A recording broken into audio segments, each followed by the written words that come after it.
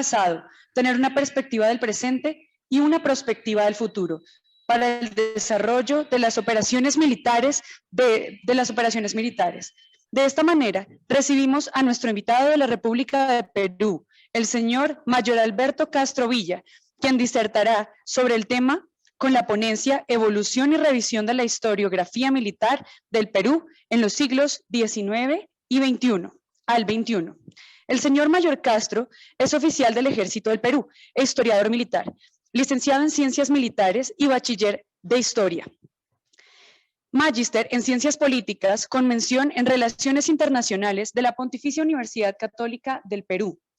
Es miembro fundador del Círculo de Investigación Militar del Perú, miembro del Grupo de Investigación del Instituto Riva Agüero y miembro del Centro de Altos Estudios Humanísticos de la misma universidad. Se desempeña como subdirector de la Comisión Permanente de Historia del Ejército del Perú. Actualmente viene cursando la maestría en Historia Militar de la Escuela Militar de Cadetes General José María Córdoba, de Colombia, y ha sido docente de diversas disciplinas relacionadas al campo militar como historia, geografía, seguridad y defensa. Bienvenido, Mayor. Muchas gracias, muy amable por la presentación. Estoy muy agradecido por estar con ustedes en esta tarde y hablar un poco acerca de la historiografía en el siglo XIX y el siglo XX de mi país. Asimismo, felicitar también, antes que nada, la apuesta del evento. Me parece muy importante siempre hablar de las ciencias sociales y relacionarnos con los temas de nuestra defensa. Bien. Ya, correcto. Entonces, en la presente exposición voy a hablar, como comenté, un poco de la historiografía, el devenir historiográfico militar a partir del siglo XIX y en el siglo XX del Perú. ¿Correcto? Bien, para empezar voy a dar dos conceptos, dos definiciones respecto a la historia militar que ustedes se van a dar cuenta son algo distintas, ambas son de distintos tiempos. La primera es del general de brigada Carlos de Lepiani, que es un historiador militar del Perú, ¿no? De comienzos del siglo XX. Él nos dice que la historia militar es la más alta filosofía de la guerra. Cuando él nos menciona que es la filosofía de la guerra, es porque, como ustedes saben, la filosofía es la ciencia social que cuestiona, que pregunta, que revisa, ¿no? Y nos dice también que constituye la parte científica de los conocimientos relativos a ella. Lo que se encuentre fuera de sus conclusiones o que no los haya confrontado como es debido, no es profesionalmente técnico, ni valedero, ni permanente. Esta acepción pertenece al general de división Roberto Arancibia Clavel, autor de este libro, Una introducción a la historia militar. Es una definición mucho más actual, que nos dice que la historia militar no es otra cosa que el estudio de la guerra en su contexto político, social, económico y militar. Yo les decía que es distinta porque, como ustedes se darán cuenta, esta definición de la historia militar trata ya, como es mucha más amplia, ¿no? Trata de integrar todos los campos de la actividad y adentrarlos en el espectro de la guerra, ¿no? Asimismo nos dice, o con un significado mucho más restrictivo, y lo circunscribe solamente al estudio de las batallas y todo lo que ello involucra. Bien, ahora antes de pasar nuevamente al tema de la historiografía, vamos a ver estos mismos autores que nos dicen sobre lo que es o cuál es la función del historiador militar. El general de Lepiani en su tiempo nos dice que el que escribe historia militar, al analizar una o varias campañas, no debe tener otra finalidad que deducir de ella enseñanzas exclusivamente militares. Ojo, nos está diciendo enseñanzas exclusivamente militares, ¿no? Esta es historia militar tradicional, que son las que busca el lector profesional, ¿no? Les repito, esto es aproximadamente en la década del 20 o 30 del siglo pasado. El general Arancibia, más actual, nos dice, ¿no? Para aquellos historiadores militares, no nos habla de oficialidad, de civiles, nos dice, para aquellos historiadores militares que no hayan tenido experiencias en la vida militar, se les hace imperativo en el presente acercarse a la realidad militar, lo que yo denomino idiosincrasia, ¿no? Militar, ya que ella les ayudará a mejorar considerablemente los cuestionarios que guiarán sus investigaciones. Bien, a partir de esas dos acepciones, tanto de la historia militar como del historiador militar, yo no he querido utilizar conceptos de Europa, he querido utilizarlos los que han escrito historiadores de nuestra región.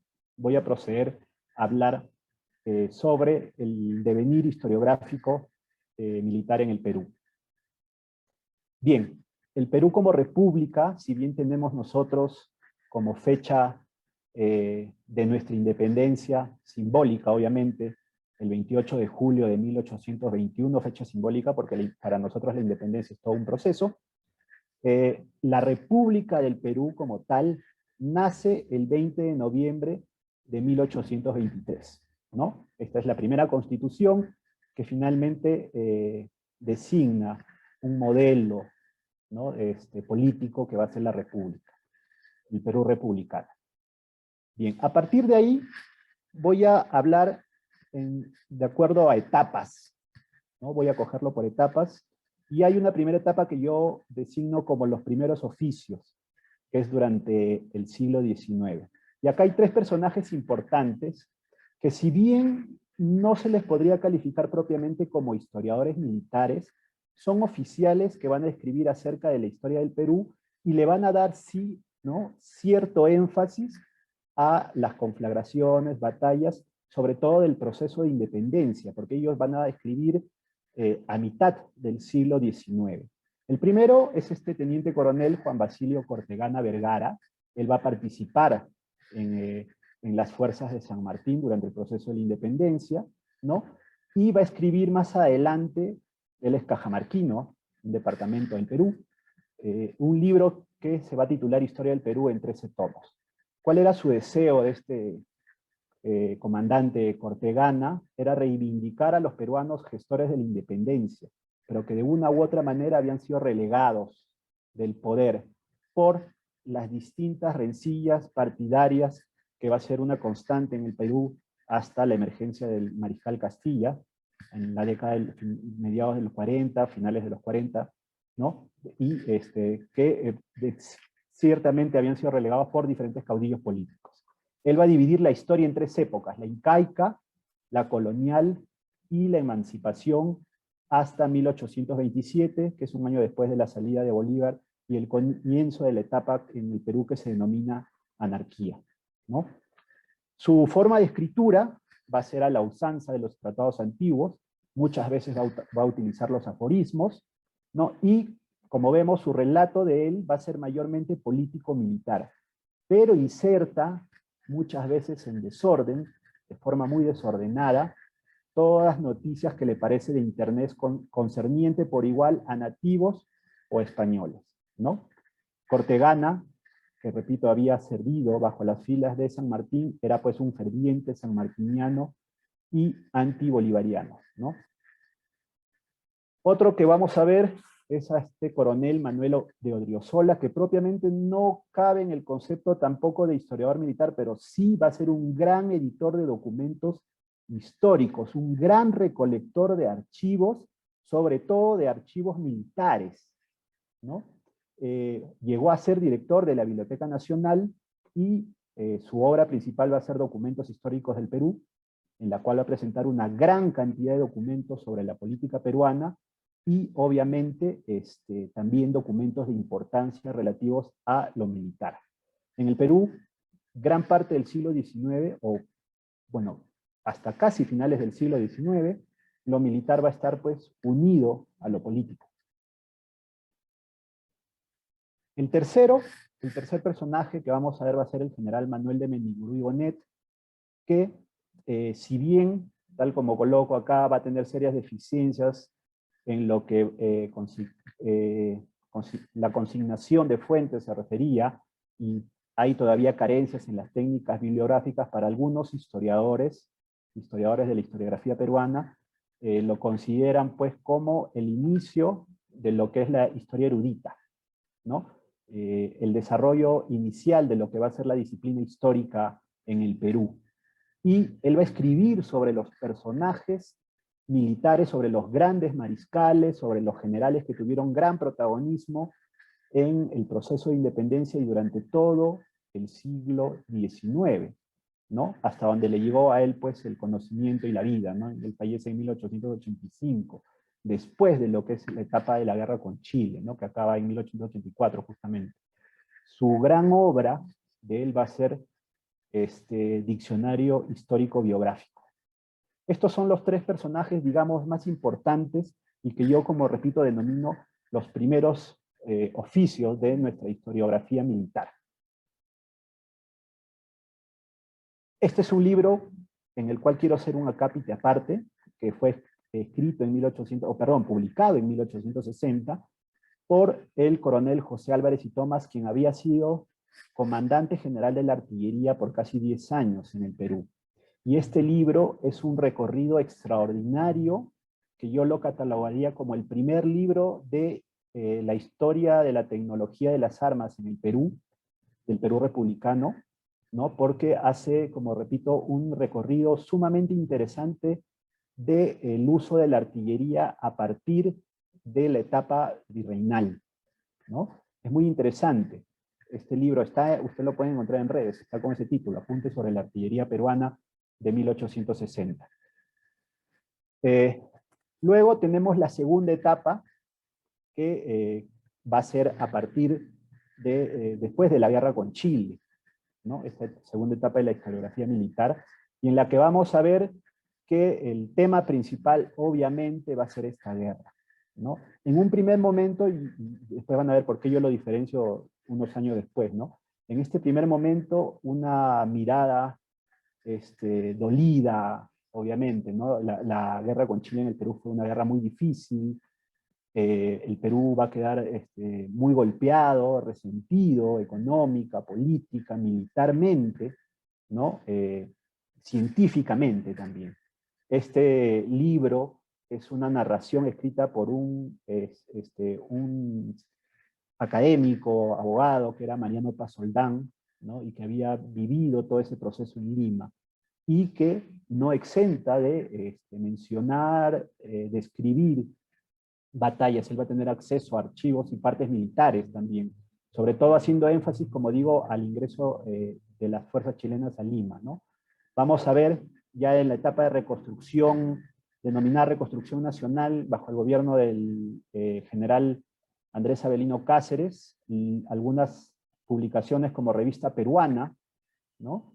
Y de igual manera, en Revista Peruana va a escribir también Pasoldán, y van a escribir una serie de académicos del Perú, ¿no? En algunos narrando hechos de batallas, y vamos a ver esta revista muy importante, que va a ser la revista de Guerra y Marina, de los cuales salieron 10 tomos, impulsada durante el gobierno del general Andrés Avelino Cáceres, y finalmente el Boletín del Perú Ilustrado, también de igual manera, en donde van a participar, pero en la que sobre todo se resalta la iconografía. Vamos a ver algunos croquis de batallas inclusive, ¿no? Acá también se van a tocar temas del proceso de independencia y de la guerra con Chile. Esta para mí es la tercera etapa en el devenir historiográfico militar del Perú, y en el que sí ya vamos a ver otro tipo de historia militar, ¿no? Mucho más científica, ¿no? Y este señor de acá que vemos en esta imagen es el coronel Celso Zuleta. Él va a ser el primer docente de historia militar, que según, de acuerdo a mis investigaciones yo he encontrado, él va a comenzar la instrucción de la asignatura como tal, de la historia militar general, que así se le denominaba, y la historia militar del Perú en la escuela anterior a la Escuela Militar de Chorrillos, que fue la Escuela Militar de Guadalupe, durante el gobierno del general Andrés Avelino Cáceres. No solamente era docente, sino investigador, y él va a escribir la secuela del libro del general Álvarez Tomás, que va a ser este libro Artillería Peruana, que es otra joya es otro libro, ya sería el segundo, que para mí refiere a lo que es la historia de la tecnología y las armas, ¿no? Va a ser incluso un proceso mucho más amplio, va a consignar fuentes, ¿no? Y vamos a ver libros como la del coronel José Bedoya. Acá ya van a aparecer una serie de oficiales que van a hacer análisis del campo de batalla, ¿no? Todavía bajo una perspectiva propia. Yo diría que ellos se acercan mucho a la historiografía hecha por el barón de Jomini en sus libros, ¿no? Vamos a ver al general de brigada Manuel Antonio Castro, al coronel Néstor Gambetta, que es un oficial que va a escribir un libro sobre las observaciones que había hecho durante la guerra del Rif, a comienzos del siglo XX, ¿no? Ya acá está la misión militar en el Perú asentada por esos años, y otra gran eminencia de la historia militar del Perú de este tiempo, que va a ser el teniente coronel Julio César Guerrero, que va a escribir lo que es para mí el primer libro en lo referente a historia de las doctrinas militares en el Perú, que va a ser el libro Guerra de Guerrillas, en el cual va a ser un análisis sumamente detallado de la forma de hacer la guerra del parte del, ya por entonces, mariscal Cáceres, en la Guerra del Pacífico, ¿no? En los Andes. Ese libro se tituló Guerra de Guerrillas, fue escrito en 1936, y otro libro donde va a apuntar todo lo que es la teoría militar que él había aprendido, tanto de los franceses como en sus diversos viajes por Europa, porque él estuvo en Francia, estuvo en Alemania, que va a ser el libro Belicología, que fue escrita unos años después. Este para mí es la cuarta etapa y marca ya la institucionalización de la historia militar en el Perú con la fundación del Centro de Estudios Histórico-Militares en la década del 40. Ya a partir de acá vamos a ver una serie de autores oficiales, ¿no? Y también gente que no era militar, que van a escribir, pero con esa base, esa plataforma de apoyo que va a ser el Centro de Estudios Histórico-Militares, que es uno de los primeros centros en Sudamérica en ser creados, ¿no? Acá vamos a tener a los dos principales historiadores militares, ¿no?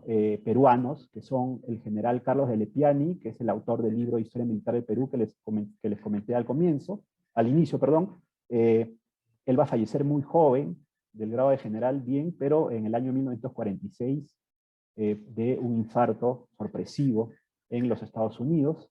Y el general de división Felipe de la Barra Ugarte, él sí va a llegar hasta la década fallece el 76, ¿no? Y va a presidir las festividades del sesquicentenario de la independencia del Perú. Él va a ser un prolífico autor de diversas obras, ¿no? Y con él ya vamos a ver un cambio importante. Yo a ambos los llamo hijos de Delbrück, porque son historiadores críticos, hacen una historia militar crítica. De Lepiani lo denominaba, porque ambos estuvieron en la Europa de la etapa entre guerras, ¿no? Entonces, es muy probable que hayan absorbido ahí de las publicaciones de este alemán, ¿no? De Hans Delbrück, y ambos van a trasladar esos conocimientos a sus publicaciones, ¿no? De Lepiani tenía un acápite, tiene un acápite en Historia Militar de Perú, este libro, que es el que se utiliza hasta el día de hoy en la enseñanza de todos los niveles profesionales en el Ejército del Perú, en el cual se denominaba consideraciones, ¿no? Ustedes saben que Delbrück también absorbe mucho de lo que escribía Clausewitz. Por tanto, esas consideraciones son las mismas que también designaba Clausewitz en sus publicaciones, ¿no? Que es básicamente una crítica, ¿no? Sobre cómo se había hecho el planteamiento o el planeamiento o finalmente la aplicación de las operaciones militares en el campo de batalla, ¿no?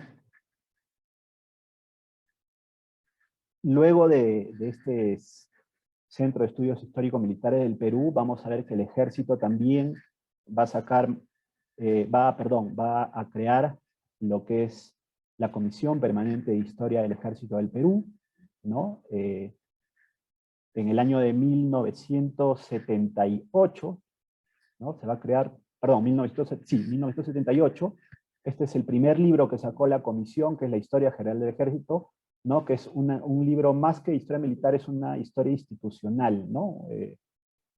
Y que, bueno, abarca desde la época de pre-Inca, ¿no? En esta no solamente van a participar militares, porque fue presidido por este señor, este general de división Víctor López Mendoza, sino van a participar una serie de eminentes historiadores, como ustedes ven acá, Luis Guillermo Lumbreras, Franklin Pease, Leonor Cisneros, entre muchos otros, ¿no?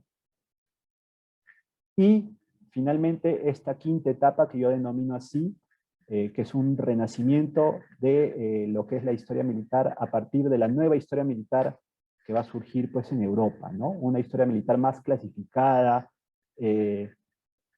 que coge diversas dimensiones o aristas de la guerra, ¿no? No solamente las cuestiones técnicas, las cuestiones del campo de batalla, las estratégicas, sino diversos campos, diversas dimensiones que están concernientes al campo de batalla. Este es un libro, por ejemplo, muy importante, que ha sido un bestseller en el Perú, La guerra de nuestra memoria, escrita por un comunicador, que es el profesor Renzo Babilonia Fernández Vaca. Acá tenemos un libro muy interesante que, del almirante Yávar, que es el actual director del Museo de la Marina de Guerra de Perú, y otros libros, ¿no? Que como les digo, ya radican en algunos mantener la tradición de la historia militar ¿no? Tradicional, esta que venía del general de la Barra y del general de Lepiani, y otros ya clasificándose como los más actuales, ¿no? Que ya ven cuestiones sociales ceñidos pues a la nueva historia militar, ¿no? Como muchas publicaciones ahorita por el tema del bicentenario, ¿no? Entender al proceso de independencia, a las fuerzas militares de la independencia desde diversas perspectivas, ¿no? Y en ese aspecto han escrito están publicando varios historiadores, ¿no?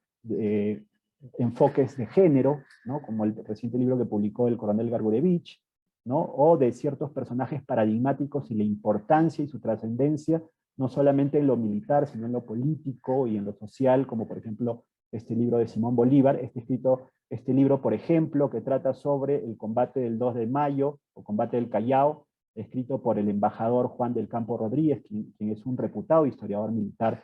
Pero entonces vemos ya la diversificación, ¿no? Ya no solamente libros de historia militar o de nueva historia militar escrito por oficiales, sino también por una serie de académicos e historiadores u otras carreras visto bajo su perspectiva, su búsqueda de los archivos, de sus especialidades, ¿no? Como el archivo de Cancillería en este caso, del embajador Juan del Campo Rodríguez. Bien, eso es todo, les agradezco. Espero que les haya agradado esta exposición sobre el desarrollo y el devenir de la historiografía militar en el Perú.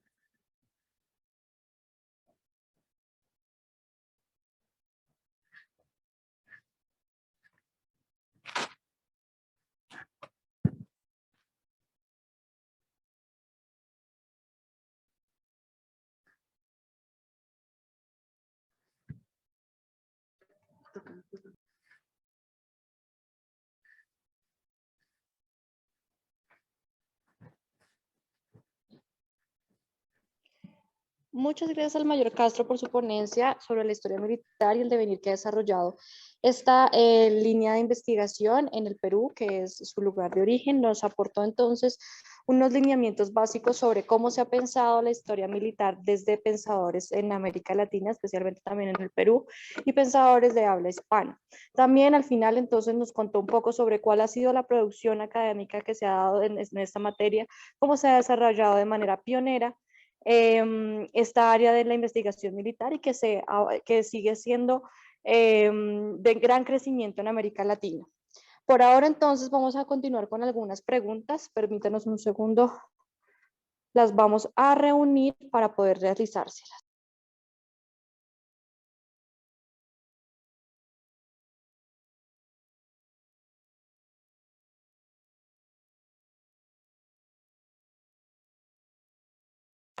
Muchas gracias por su exposición sobre la historia militar en el Perú.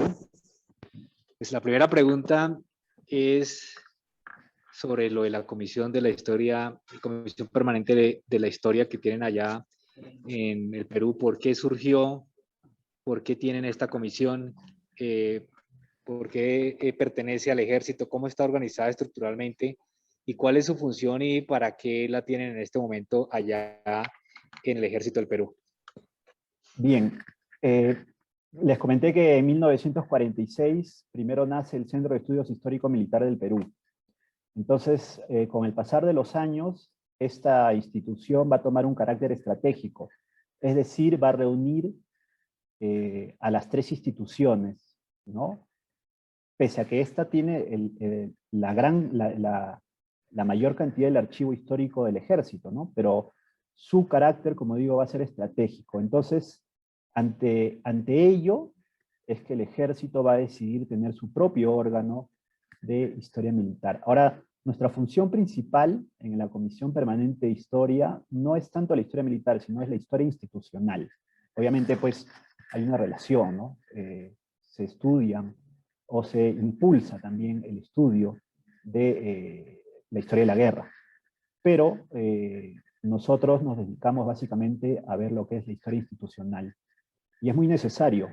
Nos falta hacer una reestructuración en cuanto a nuestra organización, ¿no? Sobre todo por este tema de la memoria, que ya estamos en trabajo y estamos en esas dinámicas. ¿Ya? Pero básicamente nosotros lo que hacemos es respondemos toda la documentación que viene desde la perspectiva, desde el enfoque histórico-militar de todas las demás entidades públicas, ¿no? Esa es nuestra función principal. Mi mayor, ¿tiene alguna relación con este periodo de memoria histórica? Su papel ha sido muy importante para responder a esta construcción de verdad que hubo en su país de esta comisión que salió por la parte de la academia, o cómo fue ese proceso allá, que es algo parecido a lo que tenemos nosotros aquí, es la comisión de esclarecimiento de la verdad, y pues lo que ha hecho el Centro de Estudios Históricos del Ejército a través de las investigaciones también es responder de una manera interdisciplinaria, utilizando la historia como una de las disciplinas que trata de llegar a la objetividad del hecho histórico, basándose en la triangulación de fuentes para poder dar respuesta a ese hecho histórico que están construyendo también por otro lado. ¿Eso también pasa con la comisión permanente? Mira, fíjate, nosotros como institución no hemos participado en la Comisión de la Verdad y Reconciliación que sacó el informe a comienzos del siglo XXI. El ejército trabajó a raíz de eso y de la serie de acusaciones que hubo contra un gran número de oficiales, ¿no? Es que el ejército, como lo comenté ayer, trabajó una publicación. Yo todavía no estaba esos años trabajando en la comisión, pero trabajaron la publicación en honor a la verdad, la misma comisión del ejército, la misma comisión permanente, con sus historiadores, ¿no? Y fue liderada por el ahora teniente coronel Carlos Freire, el general Torrico también, que es un historiador, un general en retiro, él también va a participar en esta publicación. Y digamos que ese libro es hasta el día de hoy la versión oficial del ejército, ¿no? Ese es el libro al cual estos historiadores tuvieron acceso a los archivos clasificados y no clasificados de la institución. Yo comenté algo ayer también, ¿no? Que en el Ejército del Perú, lamentablemente, años anteriores no tuvimos cultura de archivo. Y eso tuvo un efecto negativo cuando surgieron estos problemas respecto a la lucha subversiva, ¿no? Que creo que es algo general en toda Sudamérica. Entonces, a partir de ahí tuvo que haber una reestructuración respecto al archivo central, las dinámicas que había para el cuidado de los archivos, ¿no? Pero se tuvo que hacer un trabajo de hormiga para hacer la búsqueda de fuentes y después la respectiva triangulación, ¿no? Respecto a lo que era la documentación, al archivo documental que se obtuvo momentáneamente también para la publicación de este libro, ¿no? Así es. También nos preguntan si en la historia militar peruana, cuánto se ha profundizado en la guerra contra el terrorismo de Sendero Luminoso y qué libros podía recomendar en esta temática. Bien, yo creo que este libro en honor a la verdad es muy completo. No solamente toca historia de las operaciones militares, hay historia de la doctrina también, porque para uno poder estudiar o abordar desde el enfoque histórico-militar en esta lucha contra subversiva o contra insurgente o contra terrorista, es necesario hacer un abordaje en lo que es historia de las doctrinas, tanto militares como políticas, ¿no? También se toca lo que es la historia institucional, ¿no? Los cambios que hubo en la institución durante este proceso contra la violencia, como representantes legítimos del Estado, ¿no? Y después también tenemos una publicación justo respecto a una pregunta que estoy viendo ahorita. Sacamos un libro también oficial sobre la Operación Chavín de Huántar, ¿no? Digamos que esos dos libros son los dos libros bandera de la Comisión Permanente respecto a lo que es la lucha contra insurgente. Hay otras publicaciones. La Infantería de Marina publicó también un libro de esos años, ¿no? Que estuvo a cargo del comandante Jorge Ortiz Otelo, que es el actual director del Archivo General de la Nación, un historiador de mucha reputación, muy prolífico también, ¿no? Historiador naval. Y bueno, esas son, digamos, las principales, ¿no? Que refieren al tema de la historia de la contrasubversión. No es un tema que se toque mucho porque digamos que todavía hay cierta vigencia, ¿no? Entonces hay mucha preocupación todavía, pero nos hemos más abocado a lo que es enfrentamientos en el frente externo. Sin embargo, yo creo que sí, más adelante va a tocar nuevamente hacer una ampliación de historia en honor a la verdad. Muchas gracias.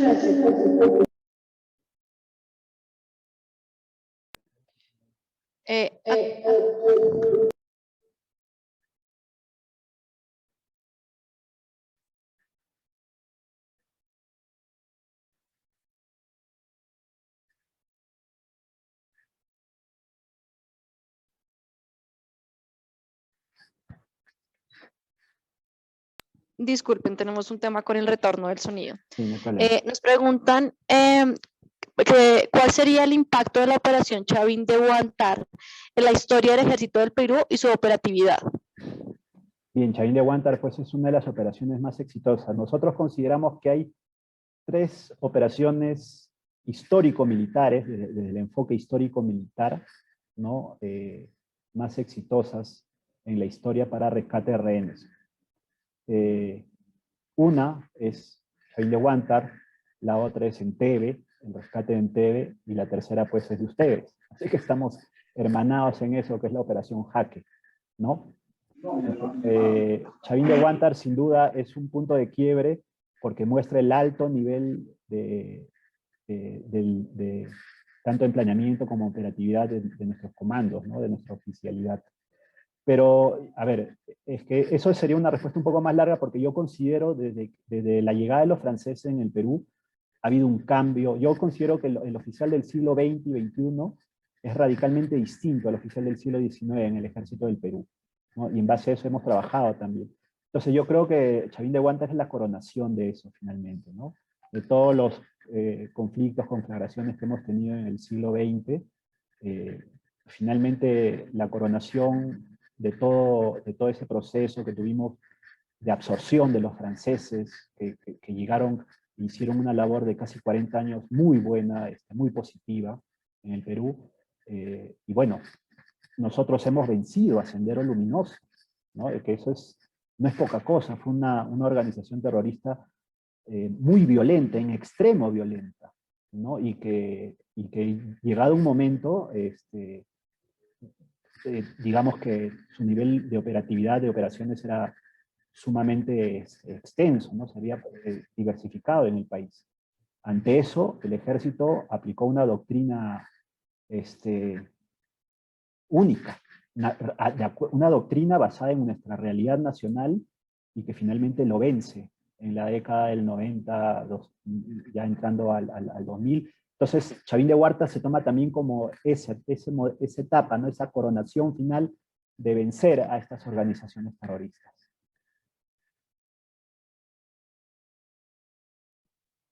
Por otra parte, nos preguntan, a lo largo del foro se ha hablado de la historia militar en diferentes países. ¿Se podría entonces configurar una historia militar latinoamericana? Yo pienso de que sí. Yo pienso de que sí, porque finalmente lo que son las doctrinas militares habla de que hubo una absorción, digamos, general. Las misiones que llegaron, las distintas misiones militares que llegaron a comienzos del siglo XX van a tener un efecto similar en diversos países, ¿no? Y básicamente son de los mismos países que llegan, Francia, Alemania, ¿no? Por ahí pues Italia, Suiza, en este caso de Colombia, ¿no? Y la prusianización, pues porque las misiones militares chilenas eran hijas de las misiones militares prusianas o alemanas. Entonces, digamos de que sí se puede hacer una doctrina partiendo de ese punto, ¿no? Para adelante. Y sobre todo, en este momento yo pienso de que sí también en cuanto al enfrentamiento contra organizaciones terroristas, ¿no? Sería algo muy agradable, pienso, y que sí sería factible y posible. Bueno, pues esperemos que así sea, dado que se están dando iniciativas bastante interesantes. Otra pregunta que nos hacen es si los estudios de historia militar en Perú abordan el análisis del desarrollo tecnológico armamentístico del país. Sí, recientemente no hemos tenido publicaciones al respecto, pero el coronel Casareto, quien es un asesor de la Comisión Permanente de Historia del Ejército, ha publicado un libro hace poco, Historia de los tanques en el Perú, que es un libro muy completo, que no solamente abarca obviamente los tanques en el Perú, sino la historia de los tanques dentro de lo que es la tecnología armamentística. Y recientemente ambos estamos publicando un libro sobre la historia de la artillería, los 200 años de la historia de la artillería en el Perú, que también abarca la historia de la artillería, obviamente a nivel universal, desde la pirobalística, la neurobalística, ¿no?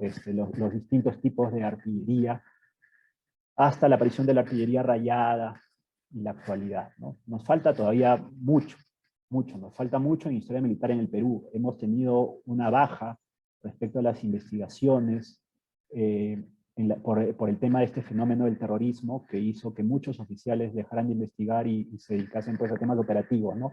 Pero estamos en la lucha y estamos en la recuperación también.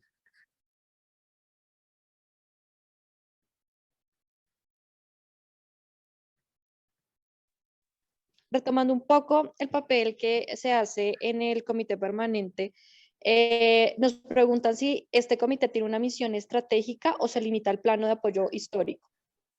No, como repito, a ver, la comisión permanente es el órgano del ejército, ¿no? Que tendríamos en todo caso un carácter estratégico institucional, ¿no? Porque nosotros vemos todos los temas históricos de la institución, respondemos a todas las preguntas, opiniones históricas que vienen de las diversas entidades, incluido el Ejecutivo, Legislativo, ¿no? En cuanto a ese tema administrativo. Nos falta hacer doctrina, que de repente es algo que sí tiene, por ejemplo, gracias al esfuerzo de mi capitán, a través de tantos años del capitán Cardona, ¿no? En el Centro de Estudios Históricos del Ejército de Colombia, y es por eso también que yo he venido a estudiar acá a Colombia, ¿no? Para aprender y poder absorber de todo este desarrollo que ustedes tienen en cuanto a la producción de historia militar. Pero digamos que el instituto que tiene ese carácter estratégico ya, hablando ya de forma general, en el Perú es el Centro de Estudios Histórico-Militares, que digamos que también en los últimos años, yo diría que en los últimos 10 o 15 años, por cuestiones presupuestales, cuestiones también de índole administrativas, yo diría que hasta legales, se ha paralizado un poco, ¿no? Entonces, como que el caballito de batalla ha sido más tanto institucional del ejército como de la Marina de Guerra, que también tiene muy buenos historiadores navales. En ese sentido, la Marina sí ha mantenido una línea de historiadores, como está el almirante Yávar, que es académico, es el único miembro de Fuerzas Armadas ahorita que es académico en el Perú, ¿no? Hablo de miembro de la Academia Nacional de Historia, y está el comandante Ortiz Otelo, que es el actual director general de archivos, ¿no? Del Archivo Nacional, perdón, del Archivo General Nacional, ¿no? Entonces, eso más que todo, pues, ¿no? No tenemos un carácter, digamos, de poder diversificar o tener más ramas, que no se nos permite ahorita, ¿no? Pero sí estamos en ese proceso para hacerlo más adelante. Gracias, Mayor. Acá nos preguntan si en Perú existe alguna política pública orientada a promover la memoria histórica o la memoria histórica o la historia militar. Bien, lo que es la memoria histórica, sí, hay un museo, que es el que está llevando la batuta, que es el Museo el Lugar de la Memoria, que se llama, ¿no? El Museo del Lugar de la Memoria. Pero bueno, hay muchas divergencias al respecto, ¿no? Me imagino que eso debe suceder también en diversas partes. Lo que es propiamente la memoria histórica militar, no. ¿No?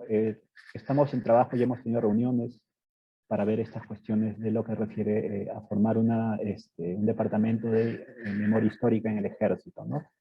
Justamente esa es una de mis labores también acá en Colombia.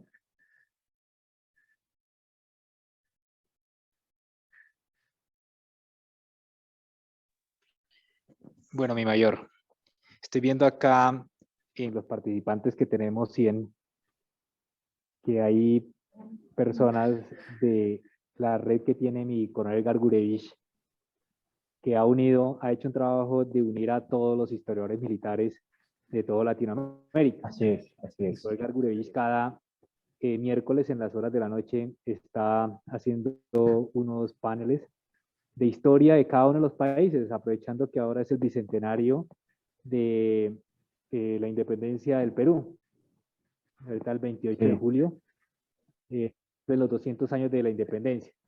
Entonces, en esta experiencia en la cual pues ustedes son pioneros porque han logrado ver las perspectivas de Argentina, Paraguay, Uruguay, Salvador, Guatemala, Colombia, Perú, Venezuela, Bolivia, y que hace un rato estábamos comentando de las diferentes formas como abordan la historia militar.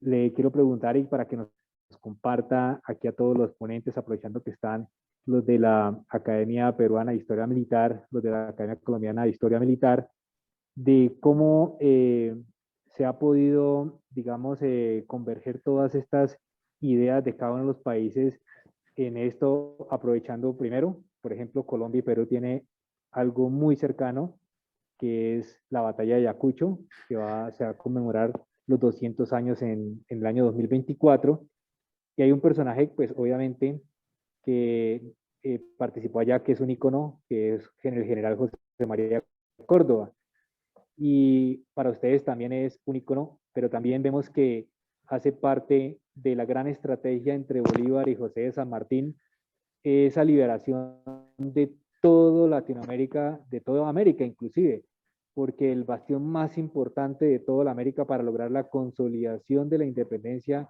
era Lima, que era donde estaba el virrey y donde era el último bastión de los españoles para lograr esta gran emancipación, y Bolívar se le dijo a San Martín: sin Lima no podemos obtener la libertad absoluta.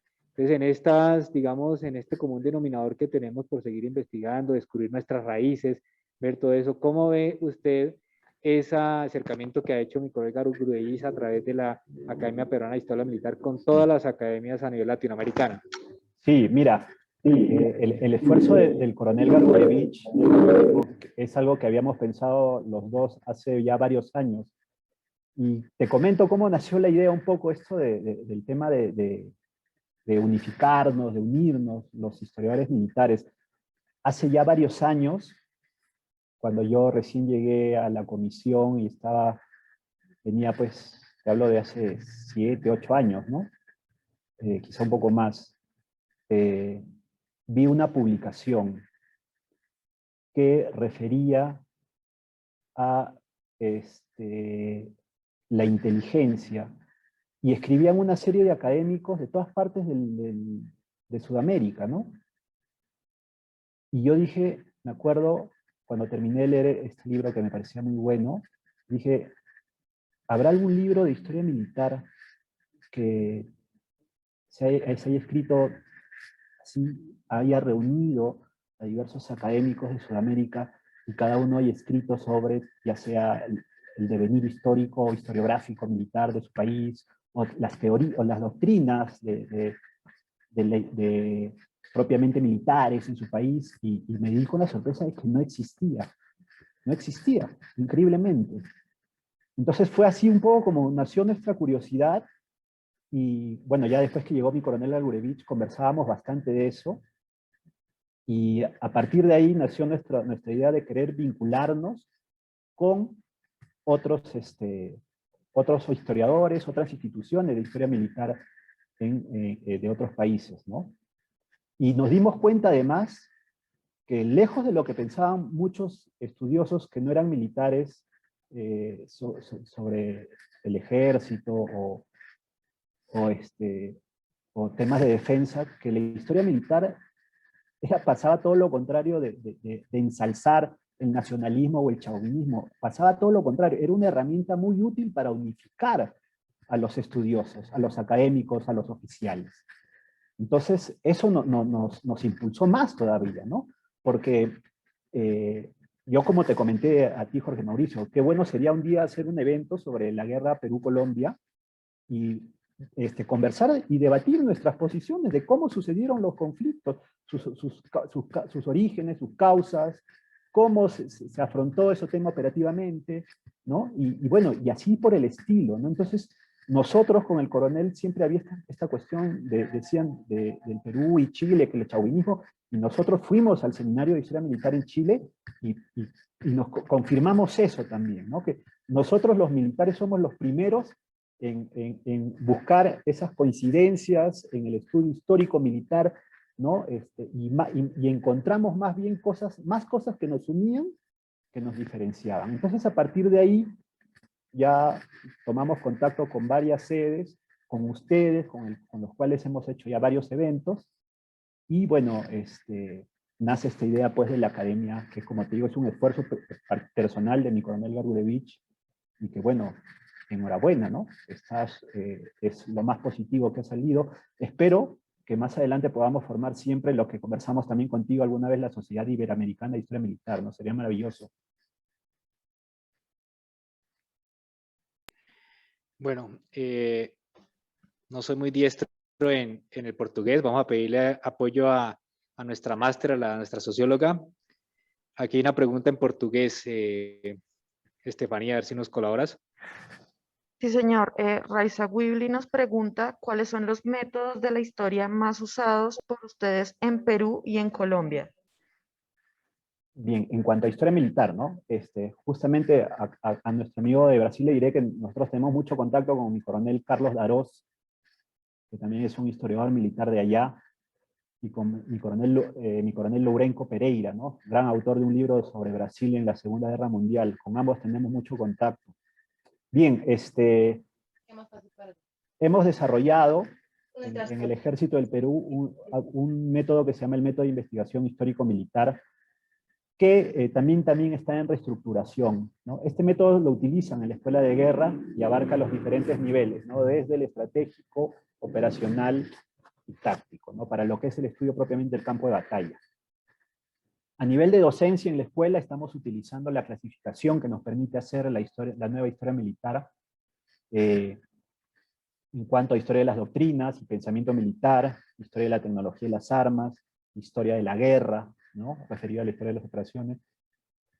Bueno, en ese sentido aplicamos pues los diversos métodos que nos permiten. En historia de la guerra, por ejemplo, utilizamos también el método de investigación histórico-militar, que me parece que es un modelo argentino, propiamente, ¿no? Fue creado en Argentina en la década del 60 o 70, entre los que está el coronel Dalla Fontana, me parece, ¿no? Bueno, en cuanto a los métodos que se utilizan en la historia militar de Colombia, voy a hablarlo de manera despacio para que nuestros colegas brasileños puedan entender. y lo comentaba hace un momento con mi mayor Castro. En las horas de la tarde vamos a lanzar un libro que va a estar en línea, donde presentamos esas propuestas, pero nosotros, de las 4 que presentamos en el día de ayer, que es la historia de lo militar, historia organizacional, historia contextual e historia de lo militar, las 3 primeras, las metodologías varían de acuerdo a su disciplina, perdón, el método y metodología, ¿no? La última, que es la historia operacional, que es muy propia de los militares, utiliza el método cualitativo hermenéutico y explicativo, porque es explicar ese hecho en armas, y la metodología que se emplea en Colombia es centenaria.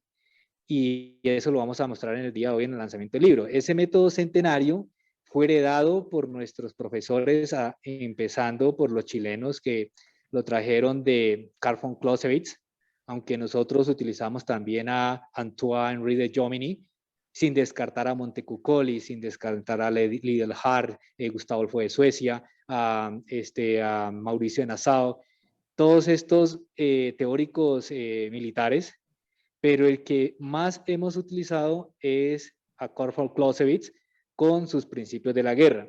Entonces, el método explicativo, que en los años iniciando los siglos XX, era un modelo traído de Alemania, fue traído aquí a Colombia por las misiones chilenas aquí en Colombia desde 1907, hasta 1916, y en esa